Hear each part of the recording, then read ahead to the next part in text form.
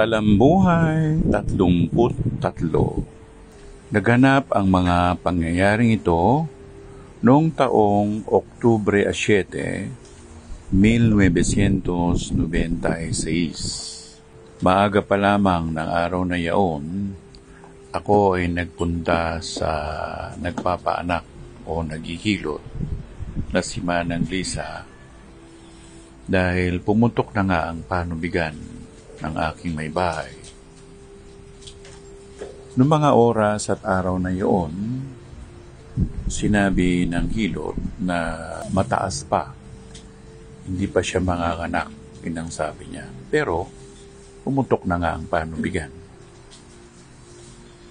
Isang signal yon na manganganak na ang babae pag pumutok na ang panubigan. At yun ay Oktubre 7. Mula nung araw na yon, araw-araw kong sinusundo ang hilot. Pero sinasabi niya palagi na hindi pa. Dumating ang gabi ng Oktubre 21, 1996 at sinundo ko nga si Manang Lisa sa release ng tren. Sumama siya at inihanda niya lahat ang kanyang mga gamit.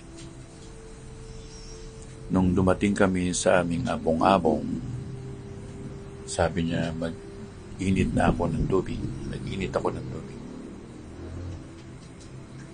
Ating gabi yun, ng 21 ng Oktubre. Naghintay kami pareho.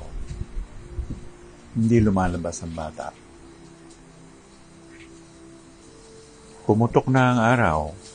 Inabot na kami ng mga pasado alas 10 ng umaga, alas 11 ng umaga. At pinasali niya na nga ang mga mainit na tubig sa planggana at ang lahat ng kanyang mga gamit ay inihanda na niya na mga ganong oras. At lumabas na nga ang bata. Mga mag-alas 12 o alas 12 na ng katanghalian. At humuhuni ang hangin. Parang isa siyang horror film. At biglang umulan. Biglang buhos na ulan, biglang hinturin siya at sumikat ang araw.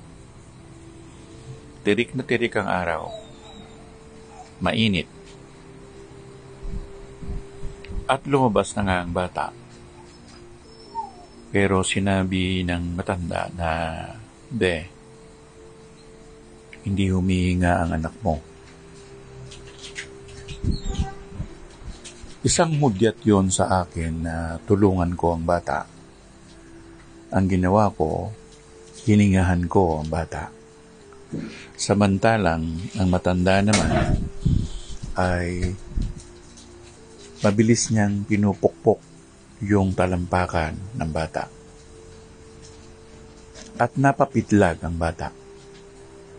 Nakahinga kami pareho ng maluwag ni Manang Lisa dahil ang ibig sabihin nun, buhay na ang bata. Halos mapusyaw na kulay talong ang kulay ng bata. Malapit na siyang malagutan ng hininga. Pero hindi naman nangyari. At mga oras at araw na yun ay naginhawahan na ang may bahay ko. At makalipas ang halos 10 taon, mayroong isang nilalang na tinawag akong daddy. At sinabi ko, sino ka?